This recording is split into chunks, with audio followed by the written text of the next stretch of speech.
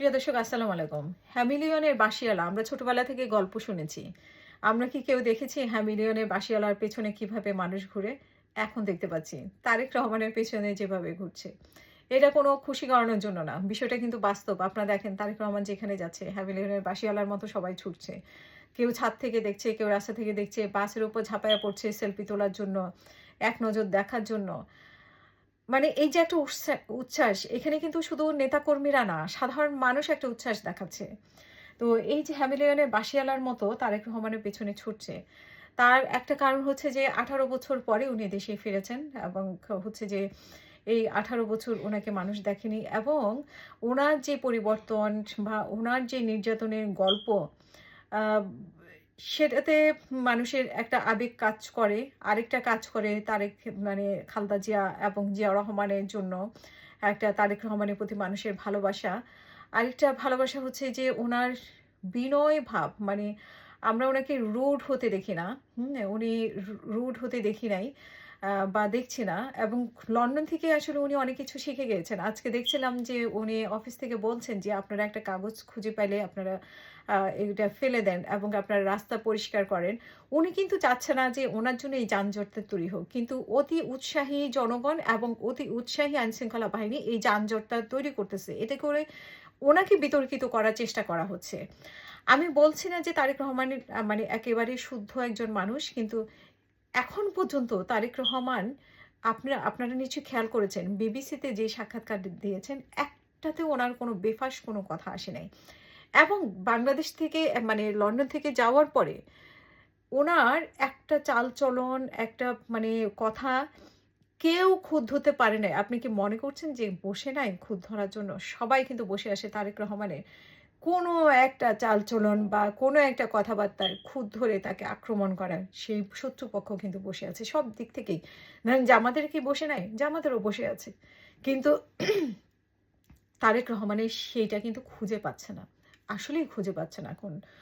উনি মানে উনার একদিকে যেমন বিনয়, আরেকদিকে যেমন কথাবার্তা কোনো আক্রমণাত্মক না, কোনো দলকে আক্রমণ করে কথা বলা, কোনো নেতাকে আক্রমণ করে কথা বলা, বা যারা উনার উপর অত্যাচার করেছেন, তাদেরকে আক্রমণ করে কথা বলা, কোনো কিছুই কিন্তু নাই। তারেক রহমানের একটা অনেক বড় একটা পরিবর্তন। কিন্তু ৫ই আগস্টের পরে তারেক রহমানের দল যেইভাবে বিতর্কিত হয়েছে, সেই বিতর্কিত ভাব থেকে তারেক রহমান কিভাবে দলকে মুক্ত করবেন, সেটাই হচ্ছে এখন বড় চ্যালেঞ্জ তারেক রহমানের সামনে। সেই চাঁদাবাজির গল্প কি আমরা ভুলে যাব? সেই চাঁদাবাজিকে উনি দূর করতে পারবেন? আমরা যতই দেখি না কেন হ্যামিলিয়নের বাঁশিওয়ালার মতো মানুষ উনার পেছনে ঘুরছে, কিন্তু ভোটের মাঠে কিন্তু সেই হিসাব-নিকাশ হবে। সেই হিসাব-নিকাশে বিএনপি কতটা টিকে থাকতে পারবে? জামাতের যে এত বড় জোট হচ্ছে, য যত বড় এত বড় জোট হচ্ছে কিন্তু সেই জামাতের সাথে পাল্লা দিয়ে বিএনপি আসলে কতটা টিকে থাকবে? সেটা যদিও জামাতের প্রশ্ন কিন্তু আসলে মনে হচ্ছে যে মানে আপাতত দৃষ্টিতে আমরা মনে করছি যে তারেক রহমান যাওয়ার পরে এই পরিস্থিতিটা, এই হিসাব নিকাশটা অনেক পরিবর্তন হয়েছে। আগে জামাতের সবাই বলত জামাতের ভোটের মাঠটা অনেক পরিবর্তন হয়েছে, অনেক ভোট বেড়েছে জামাতের। কিন্তু তারেক রহমান যাওয়ার পরে মানুষের ধ্যান ধারণা অনেকটাই পরিবর্তন হয়েছে। সেই পরিবর্তনে বিএনপির ভোট আসলে পরিবর্তন কতটা আসবে এবং বিএনপি যেই বদনামটা নিয়েছে যে চাঁদাবাজির বদনামটা একদম মানে তৃণমূল থেকে শুরু করে ঢাকা পর্যন্ত সেগুলো আসলে কিভাবে রেহাই পাবে সেগুলো থেকে তারেক রহমান এটা নিয়ে কিভাবে কাজ করছেন সেটার চমক এখন বাংলাদেশ দেখতে যায়। যদি সেটা দূর করতে পারে তাহলে অবশ্যই বিএনপির জন্য একেবারে পথ খোলা। তবে একটা জিনিস লক্ষ্য করেছেন? এখন মনে হয় যে সরকার নেই। এখন হচ্ছে যে তারেক রহমানের সরকার। তারেক রহমানকে ঘিরেই সবকিছু। তারেক রহমানকে মনে হচ্ছে যে মানে অলিখিত প্রধানমন্ত্রী এখন। তো কেন এমন হচ্ছে? সরকার কেমনে কেন চুপ হয়ে গেছে? আ নির্বাচনের তফসিল ঘোষণার পরে অবশ্যই নির্বাচন কমিশনের সমস্ত দায়িত্ব। কিন্তু সরকার থেকে একটা বার্তা। শুধুমাত্র একটাই বার্তা দেখলাম যে যেখানে শফিকুল আলম বলছেন যে তারেক রহমান আসছে মানে নির্বাচন হবে। এখানে আর কোনো কনফিউশন নেই। কিন্তু সেই চটাং কোনো কথাও আমরা শুনতে পাচ্ছি না শফিকুল আলম থেকে। অনেকটাই চুপচাপ ভাব। আর এইদিকে আ জামাত কি আসলে একটু মানে ভয় পাচ্ছে কিনা তারেক রহমানের এই জনপ্রিয়তাতে, এই প্রশ্নটা উঠছে। সাথে, সাথে এটাও প্রশ্ন উঠছে যে জামাতের সাথে যে এতগুলো দল করেছে, দল জোট হয়েছে, তাতে বিএনপি ভয় পাচ্ছে কিনা? আসলে ভয়ের আশঙ্কা কোথায়?